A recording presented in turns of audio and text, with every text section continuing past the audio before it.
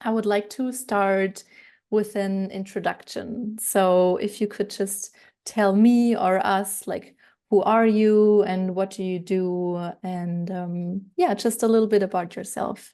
Hi, so first of all, it's so great to see you again, Isabel. I'm glad I have this opportunity also. I am Alina and I am a sports psychologist. Better than that, I am a clinical psychologist. And through my studies, I have a special one that is in sports psychology. So, yeah, I am a sports psychologist. And I have been in sports in 2017, and I've been working with both individual sports and team players also. So that's a real challenge.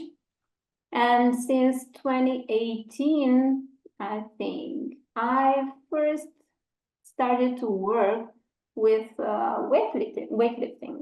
And since last year, I have my focus on the Romanian weightlifting team. Yes. And we're preparing for Paris this year. So that's the big challenge for now. Mm-hmm. So you have always worked with like Romanian athletes or Yes, also, yeah. mostly with Romanian athletes, with elite athletes, but I've had some encounters with the Italian ones and French ones Mm-hmm. also.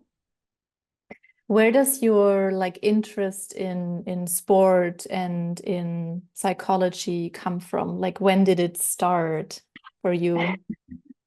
I am an ex-gymnast, Mm. another life ago, long, long time ago. So I am very, very passionate about sports. And psychology has always been a main issue for me, a main interest for me ever since I was a kid. So it's a dream of mine. And when I found out I can have both my things in here, psychology and sports, I said, okay, this is for me. So let's do this. Mm-hmm.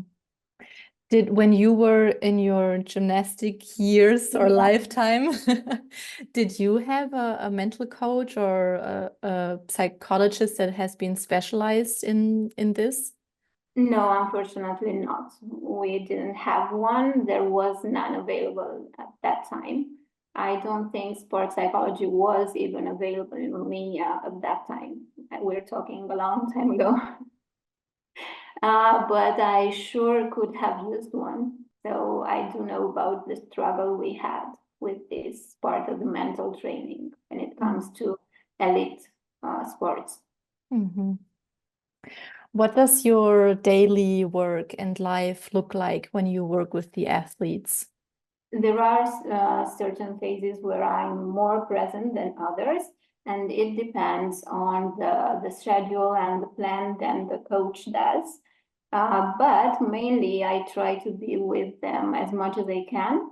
I am present there in training and specifics, and we also do group sessions for the mental training, and we have individual sessions for the things that are in the specifics of training and not also in the things that appear in their private lives. Because I do believe that an athlete, as much as we want him to be 100% in there, he is not also just that.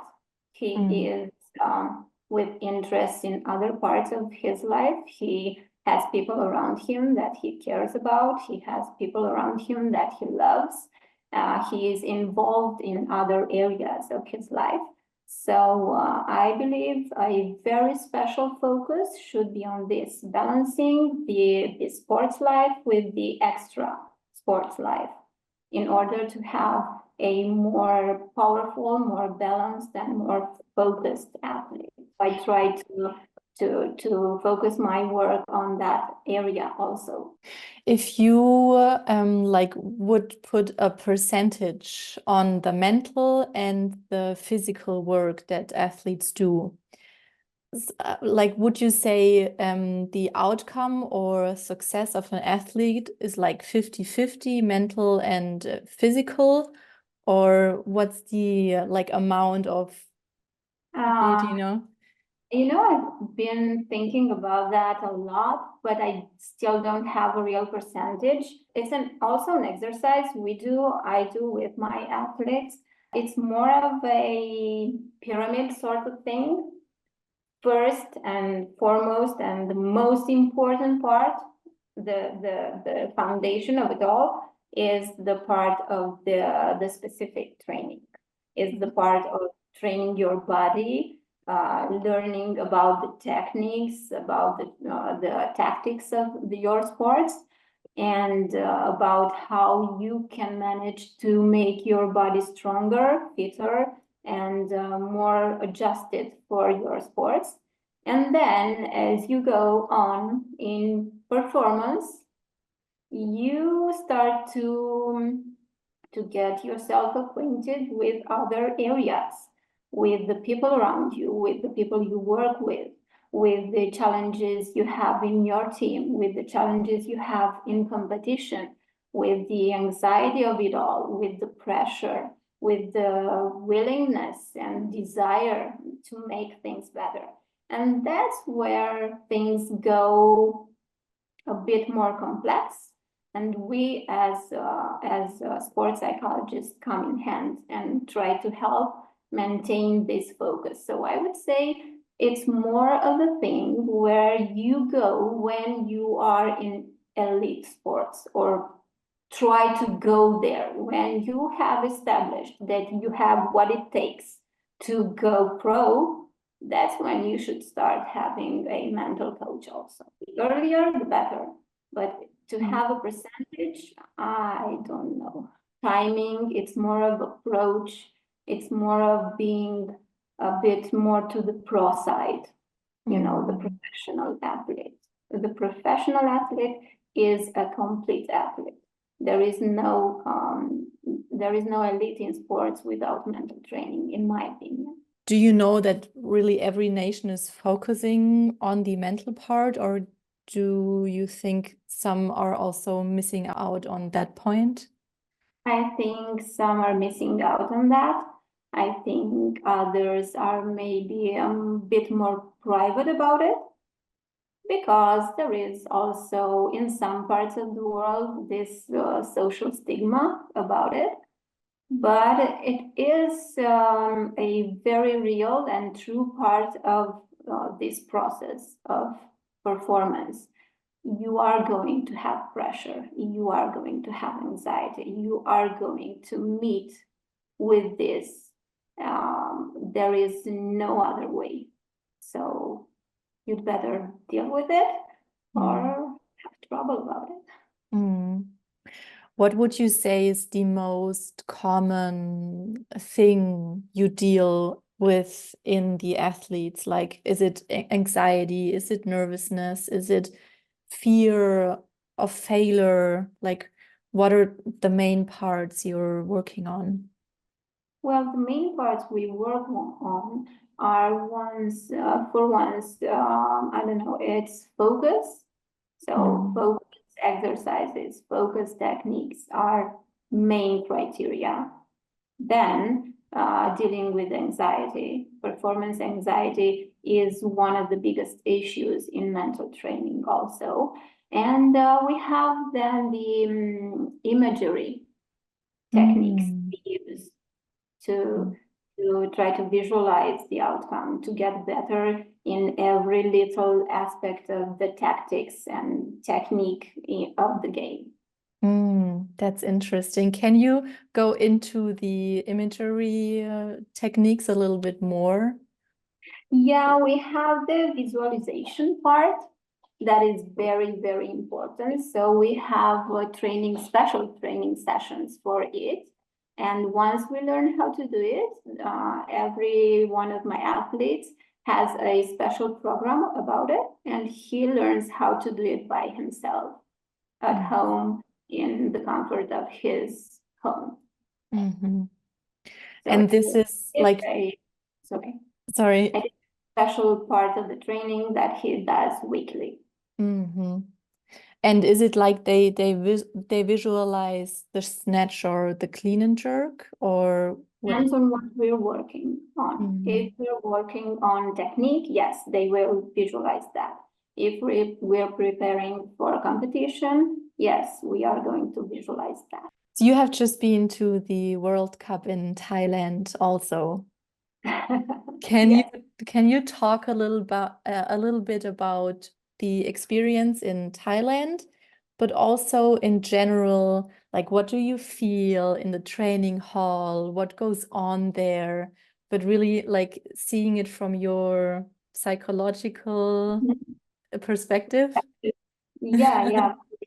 So Thailand was very interesting for me. It was my first time to a World Cup in weightlifting, and it was very, very much of a challenge. So we had certain factors we had to adjust to, like, the temperature, that is really important, timing is really important, special issues about it.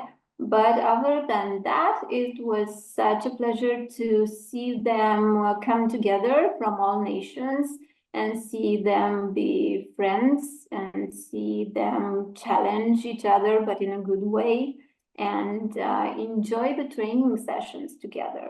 I like that the most. Yeah, it's a World Cup, so there will be pressure, there will be focus, there will be anxiety, there will be lots and lots of desire and willingness to get to your goal. It's normal. But other than that, it's really nice. I enjoy every competition very, very much. What do you think about comparison? Is it something you deal with the athletes, or are some athletes motivated by comparison? How do you deal, or is it even a thing? I don't know.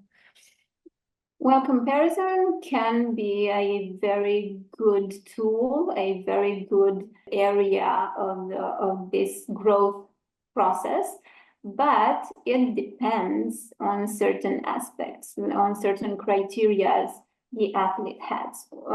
First of all, it depends on maturity, on how much the athlete is willing to get from this comparison without feeling low, without feeling like he's not gonna make it, without feeling like he's not enough.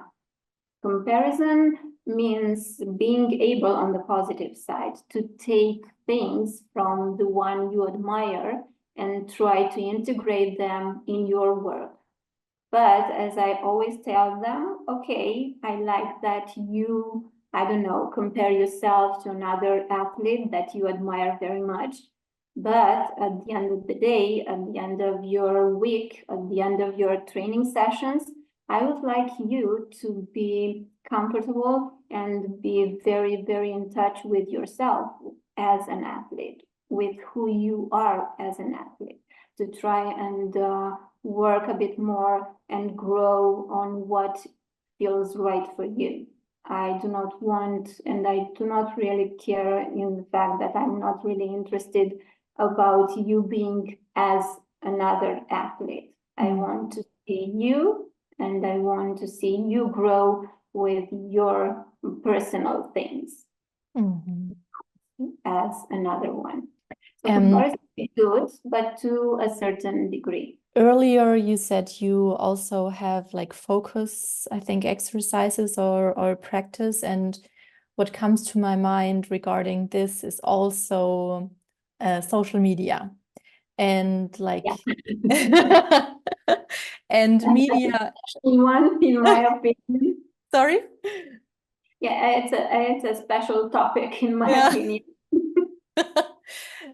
Well, first of all, social media. So the fact that we all consume or have very easy access to social media, but then also like having all the media people there, so the athletes know when they're in the training hall there's gonna be many like cameras. What do you like tell your athletes, and how do you get them to focus, or maybe to have like a shield also?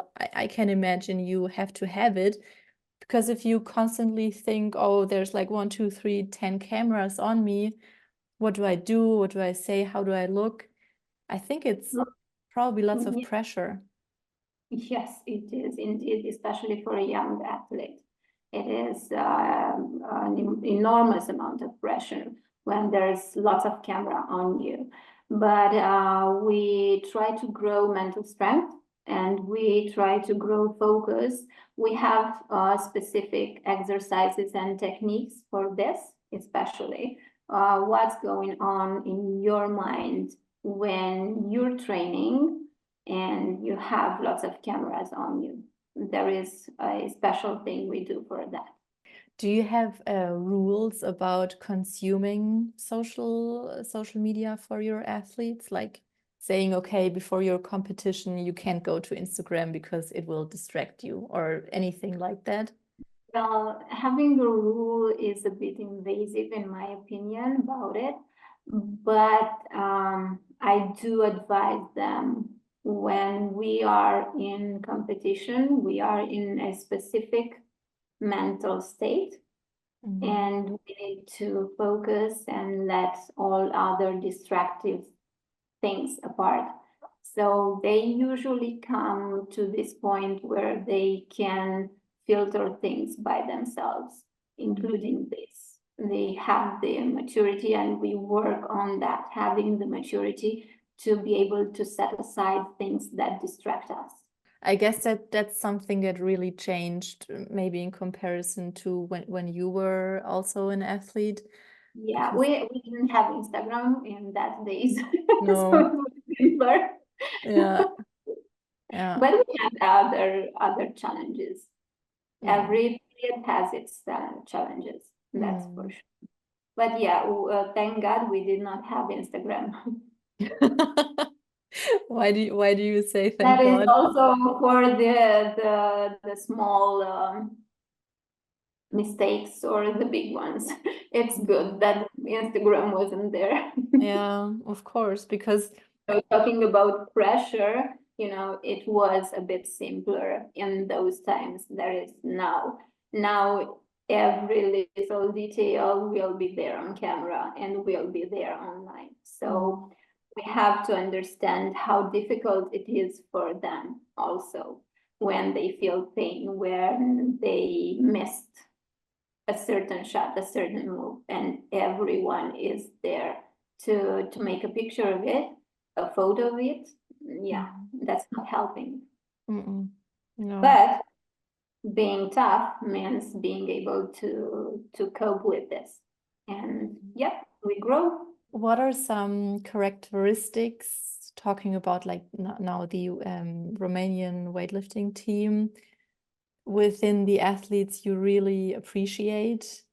And what do you think, which characteristic is necessary to be able to compete on this level when we, for example, think about Loredana or Valentina, which are like one of the best athletes Romania has? Yeah, they're the best. I just love them all. Yeah. They're amazing. Yeah. I admire them so much.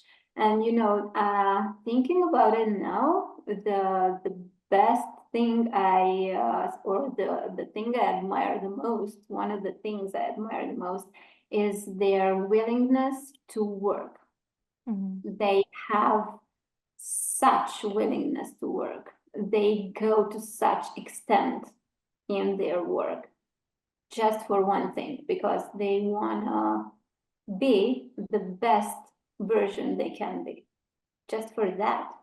It's not about the media. It's not about I don't know, the pictures, the photos and the things. It's not about, when it comes to them, one of the things that I admire the most is their willingness to work just to see to what extent they can go in their performance.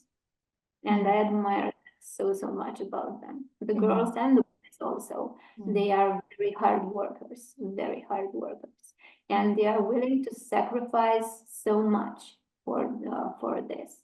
So much of their I don't know, their free time, of their social perspectives, of their time not having pain, you know, not having tension in your body. Yeah, they're amazing. That's so cute. It sounds like you're a really good team together. We try to be. We try to be. And I Yeah. hope everyone can see that. We try to be a good team. And that's because mainly I believe in them very, very much. And I believe in them because I see the amount of work they do every day, and I see the passion they have and their willingness to set aside everything just for this. So how can you not admire them? How can you not back them up? You see that every day. Can you name like the best and the worst part about what you do? The best part in sports psychology, when I see them overcome their fears, when I see them get that thing done, when I see them up there and in the end they have a smile on their face, or that sigh of relief, like, and I can see all over his face that, okay, I just did that. That is the best part in my job. When I see that, well, I can go home all happy because I know they did good. The worst part about my job is that point where I know I can no longer help. That's the part I don't like in my job. Other than that, it's all good. Has it like come to a point already where you said, like, I think I'm finished here now and maybe someone else has to take over? Or well, in weightlifting, till now, I haven't had that. But in other sports, I did get to some points where the passion was lost, or where the willingness, the ability to go to a certain extent was lost. So that's when, you know, there's nothing more we can do. Or in certain points where health was unfortunately pretty bad. you just mentioned passion. Do you think passion is necessary to achieve like greatness? Main criteria for it is the passion and the love you have for your sports. If you don't love it, if you're not passionate about it, if you do not feel it in every muscle of your body, if you don't feel like you are literally alive when you train, there's nothing in there. Yeah. So yeah, in my opinion, passion is and the love for sports is the main criteria when it comes to elite performance. What's your favorite advice you give, like for athletes? What's something that I try not to give advice. Oh, okay. Do that. We're here to assist, support, and grow mental techniques in order for them to be complete athletes. But I always tell them, enjoy it, respect it, love your sports, show appreciation, and give your all to your sports. And it's gonna give you things in return, because if you do that, you're gonna have literally some of the best moments of your life. Some, not all of them, but some of the best moments are there in high performance. when there's a situation and the athlete experiences like failure and disappointment, do you try to cheer them up, or do you go into that like sad, disappointed feeling? Where's your focus? Is it more important to go into like the dark side of it, the negative feelings, or is it straight away, let's cheer you up and it's not that bad? Over. Well, as much as everyone would expect for things to go this way, or you need to cheer up, get out of there, go on with your work. Yeah, it's like that. There's no greatness in being sulk into sadness.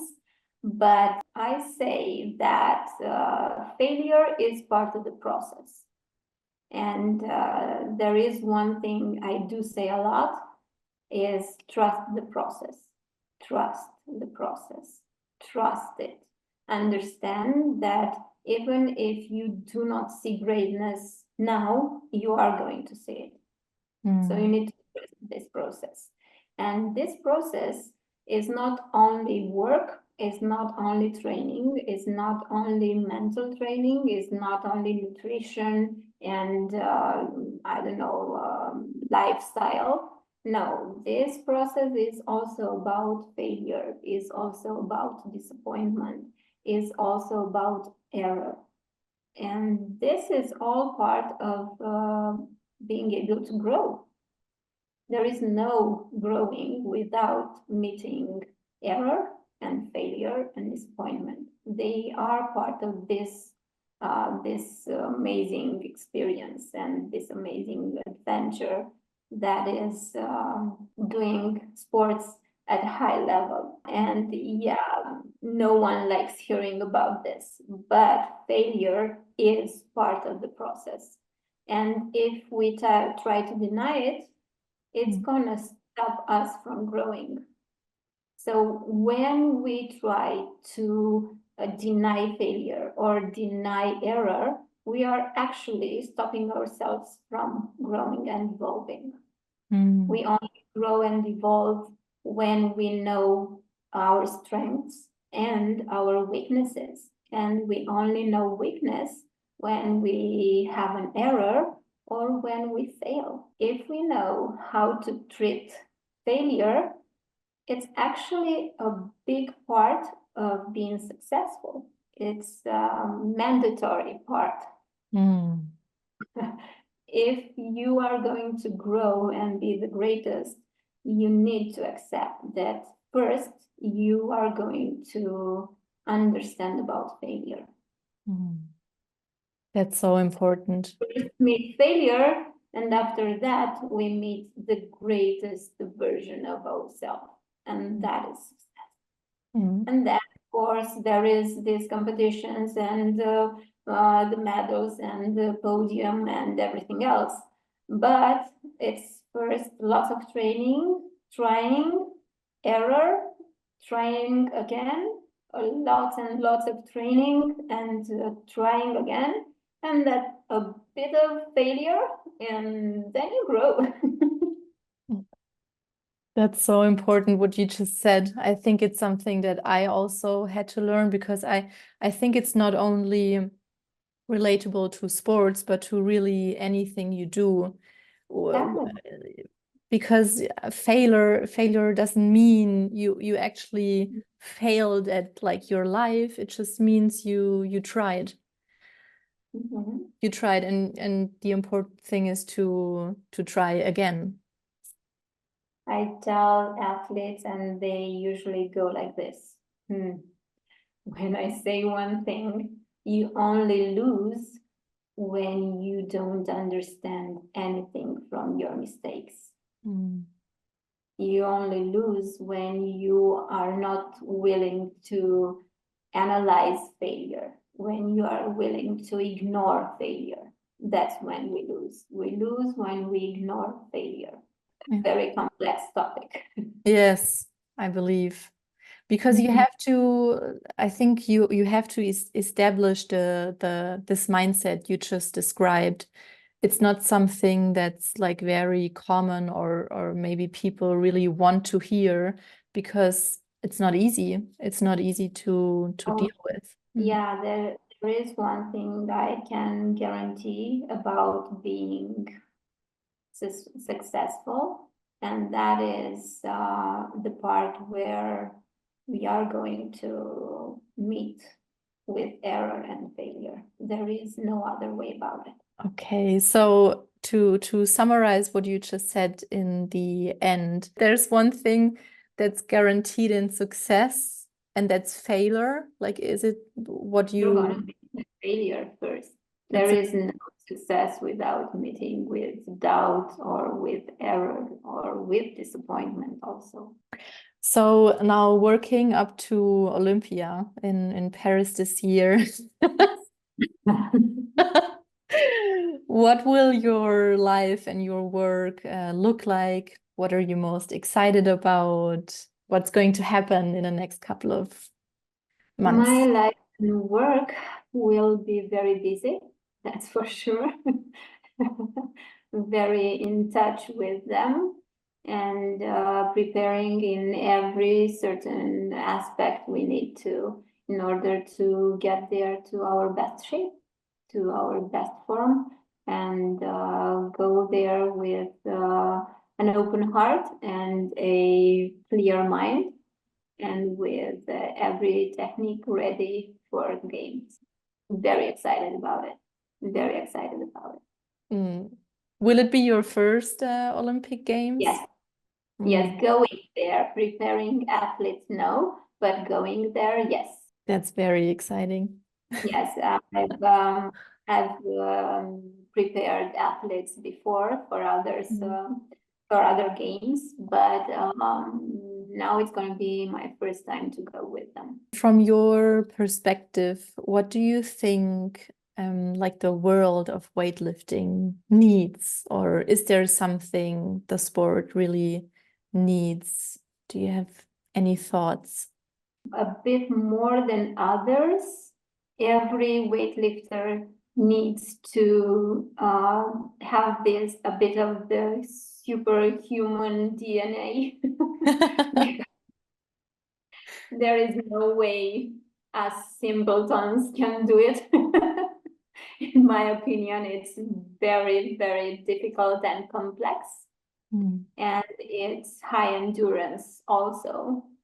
So yeah, you need to have a bit of a superhero DNA, either have it or not. But other than that, passion and love for this sport, and trusting the team behind you, trusting every one of your specialists, doing the things right, having a love for this training every day almost, yeah, having this particular lifestyle that a weightlifter needs to have. So it's that sort of recipe, in my opinion. Just one last question, it just came to my mind. When do you know, as an athlete, like when you want to give up, when you have thoughts like I can't go anymore, I don't want to, like I'm tired, my body and all of that. How do I make the decision now it's time to stop what I'm doing, or maybe now is exactly the time where I will continue to do what I do? Well, that's a really tough question. Because yeah, I've worked on that part also, and I do work on that part also. It's also part of the mental training, because we need to prepare for another part of the athlete's life when he is no longer an athlete and needs to tend to other things in his life. When he knows he is done, well, I don't know, but before he really is done, I know this question is going to pop up in his mind a couple of times before it usually is for real. And we tend to analyze things because this idea, okay, I'm done, comes usually on pressure, on pain, on exhaustion. So if we have these three, these are indications that might not be the case. You just need to understand what's going on and maybe do something about it. And when we know it's done, well, it depends. It really depends on every athlete. It's not a, I don't know, universal thing about it. No, it depends from athlete to athlete. It depends on his career. It depends on his timing. It depends on his age. It depends on his process. It depends on what's going on with his body. There are all sorts of variables that are involved in this decision, and we tend to be very serious about it. So this is my serious part because I tend to be very cheerful and always happy. But when it comes to certain aspects, I tend to take things very serious, and this is one of the things I analyze very, very, very much, with much attention on the subject. It is a very personal decision. Yeah, we analyze things, we put together the whole idea, we see what's going on, we see if there are things that are involved that are maybe going to lead us to this idea. And then if that's the case, yeah, I help them go from athletes in performance to other areas in his life. Because I think maybe it's not only the case in or with athletes. The decision if do I quit something or do I continue going or doing what I do is like you can apply it to jobs, to many other things that we all face in our life. It's about phases and phases. It's about every eras we have, you know. It's the beginning of one, it's the ending then, it's the beginning of another. But every time we just need to have a clear mind about it, to have a very good analysis on things, and to really get to that real answer. That's the case, yeah, we settle for a new part of the athlete's life. You're a bit sad about it. No, it's like in my head, I'm just like thinking, and because yes, the decision of yeah. And it needs to be well attended. Yeah, I mean, I just think of like me or people in my life or anyone, because you really have to decide, like when you feel like you want to quit something, or maybe you feel like maybe you're not on the right path because things are not really working out for you. How do I decide? Like, is this path really just filled with stones or obstacles I have to overcome? Where is the point where I say, okay, I had to face so much, maybe the path just isn't for me? I get what you're saying. In my opinion, it's a matter of understanding if there is still a path ahead of you as an athlete for you to go on to. Because if it's a matter of obstacles, as you said, well, it's part of the process. We do not expect so, or it is a unrealistic expectation for us to think that this process is going to be only about having fun, having the strive, having all that energy, being on the positive side. No, if we have this expectation to have only the good sides of sports, we're not going to go to the elite part, because certainly we do not have the mental strength for it. Being a strong athlete means understanding and accepting that on this path, I am going to meet obstacles, lots of them, but I'm willing to overcome them. The decision, coming back to the decision, is when we understand whether there is or not still a path for us in this area. I think it's a matter of this. And you know, every time that gets me back to one thing. Every time I have a first individual session with an athlete, I have a pretty blunt question for him, like one that is gonna strike him. Because they're usually not very comfortable with meeting a sports psychologist, a psychologist, and they're not, they have different expectations for what a psychologist looks like, and I don't meet that criteria. So when they meet me, they're usually very inquiring about it. Mm-hmm. And I have this question: why are you here? Mm-hmm. Why?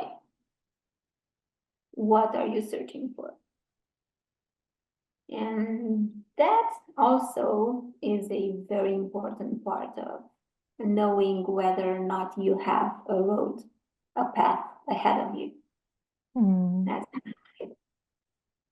I mean, it's a big question to dig in deep. Exactly. The why is just like, why am I doing this? But yeah, I don't do small questions. So we really work in our sessions. Yeah. I love it. Well, it's part of this whole adventure. This type of adventure is not one for the weak of heart. So Mm. No, it's not. going to be tough challenges and tough questions and tough sessions, even with your psychologist. Yes. Yeah, it's physical and mental work. Yes. Yeah. And And I think often the mental work, people underestimate how much energy it takes.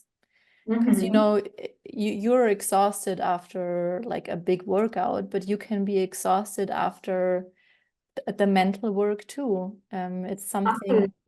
yes, after a intense mental session, yes, we are exhausted. And they don't usually expect it to be like that. But in the end, they are so much stronger, and that is all that matters. Well, I think that's everything what I wanted to like dig into. Well, Well, thank you very much. Thank you for this opportunity. It was really nice, and I hope we did good, and I asked all your questions, and it was very nice to see you again.